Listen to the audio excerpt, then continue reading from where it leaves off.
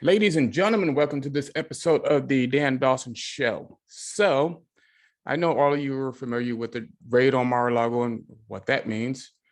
I know all of you are familiar with pretty much everything that's been going on inside the country. So I want to take a little global look. So let's see what's going on with the Middle East, Israel, and this Iran deal, shall we? Former Israeli UN ambassador.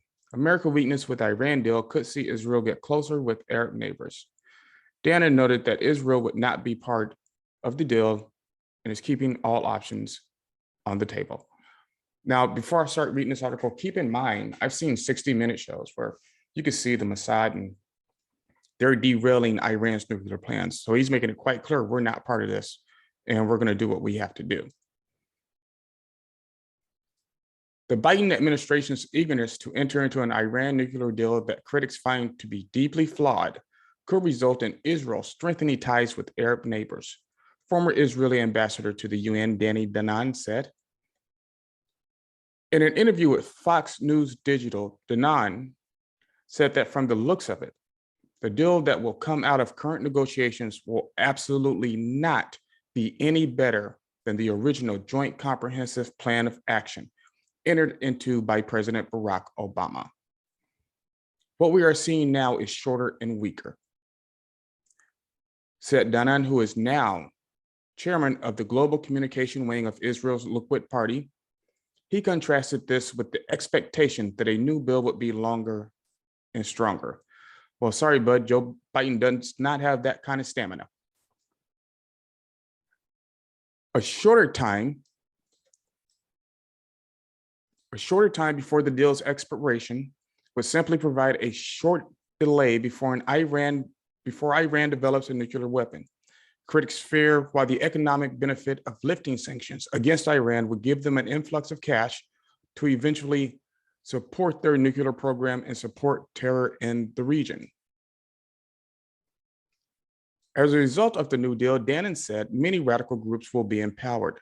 Dannon said that the Biden administration is ignoring requests of allies in the region by not insisting on stronger terms in the deal. As a result of this perceived weak position on the deal, Dannon said Israel would turn to what until recently would have been unlikely allies. Now, these are the allies that Trump pretty much found Israel. We would actually get closer to our new allies in the region, modern Arab countries, Dannon said, in reference to countries like the United Arab Emirates, Morocco, and Bahrain that reached historic deals with Israel during the Trump administration. Dannon said this could mean an increase in cooperation between Israel and Arab countries in terms of defense security, and possibly even in terms of military cooperation. Those nations, as well as Saudi Arabia, share Israel's trepidation about the possibility of Iran even possessing a nuclear weapon. We hope that we will come together for other reasons, Dannon said. Dannon also issued a reminder that no matter what a future Iran nuclear deal may look like, Israel is not a party to it, and thus is not bound by its terms. We will keep all options on the table. And there you have it, ladies and gentlemen. Israel just pretty much told you they're going to derail this. They don't care what kind of deal is in place. And can you really blame them? Can you blame Saudi Arabia, Morocco, any of these other countries to give a terroristic state like Iran a nuclear weapon? I would be worried too. It's like your insane neighbor who keeps coming out screaming at the top of his head. And now he comes out with 2 machetes. You're going to be a little bit nervous. So anyway, I just wanted to knock the rust off. It's been a while. I appreciate all my subscribers for hanging in there. Had a lot of stuff going on. I'll explain to you at a later date.